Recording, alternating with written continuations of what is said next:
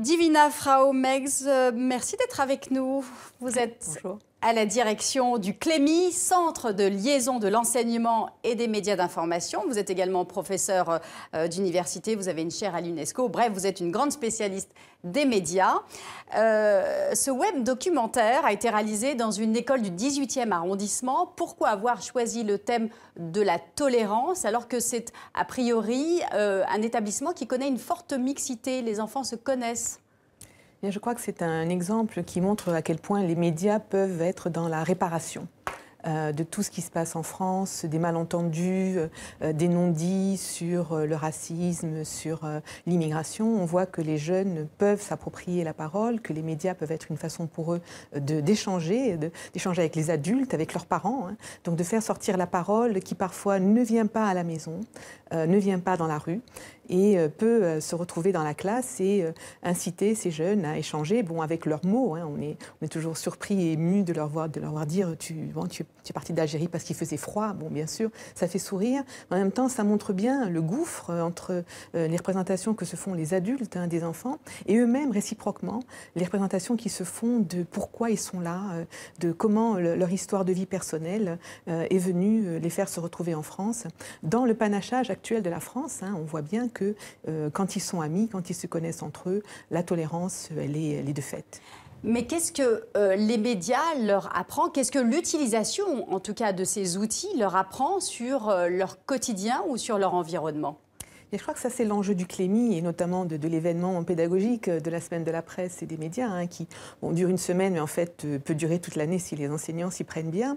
C'est vraiment de les mettre en position de faire et en position de dire.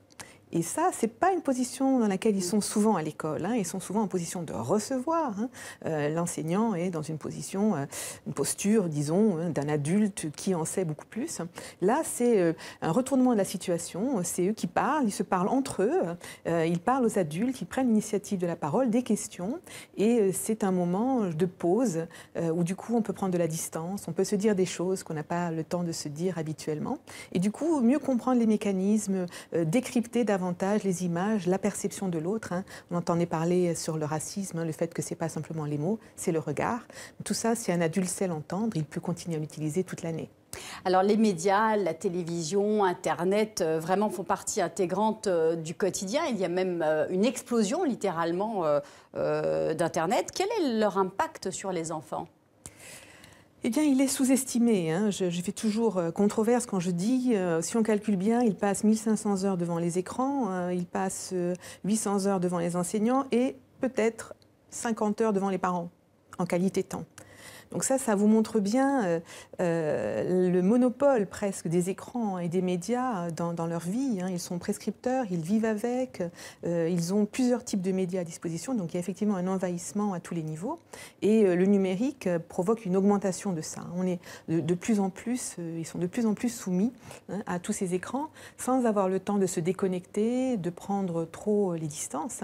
Et donc nous devons faire attention à ce qu'ils aient des moments de recul, des moments où ils se déconnectent, des moments où ils reconnectent avec la réalité, avec les adultes, et s'assurer qu'il y ait une bonne médiation par rapport au numérique, c'est-à-dire qu'il y ait des adultes qui expliquent, qu'on leur donne des clés de décryptage et qu'on les aide aussi à les maîtriser et ne pas simplement être consommateurs. Et donc à faire le tri, je suppose, vis-à-vis de tout ce flot d'informations qu'ils reçoivent.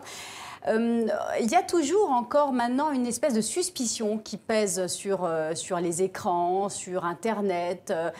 Comment est-ce qu'on doit aborder ces outils-là à l'échelle d'un enfant ?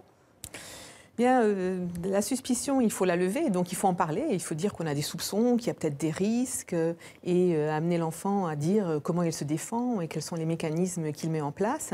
Et puis si on se rend compte que l'enfant est démuni, l'aider à trouver ces mécanismes. Souvent, ça peut être en jouant d'un média sur l'autre. Par exemple, regarder la presse papier et ce que la presse dit du numérique. Inversement, montrer comment sur les réseaux sociaux, on se moque des journaux, parce que les réseaux sociaux ont tendance un petit peu à décrédibiliser démocratiser la presse papier.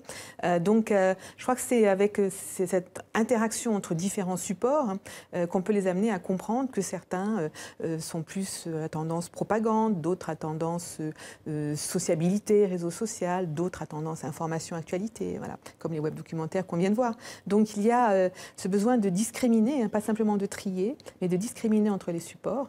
Ils sont nombreux, c'est une chance, si on s'y prend bien, c'est une chance pour la démocratie. C'est une question de dosage. C'est une question de dosage. Et là, les adultes ont leur rôle à jouer et à dire, attention, tu as trop là-dessus, donc il faut que tu tempères là-dessus. C'est comme une gymnastique. Il y a une gymnastique analytique, tel muscle fait ça, mais il faut compenser, sinon le corps se déforme. C'est pareil pour le cerveau. Si on est trop sur les réseaux sociaux, le cerveau se déforme et a du mal à retourner ensuite vers l'écrit, vers des choses plus lentes et moins dans la récompense que n'est l'activité dans les réseaux sociaux ou dans les jeux. Merci beaucoup, Divina Frau.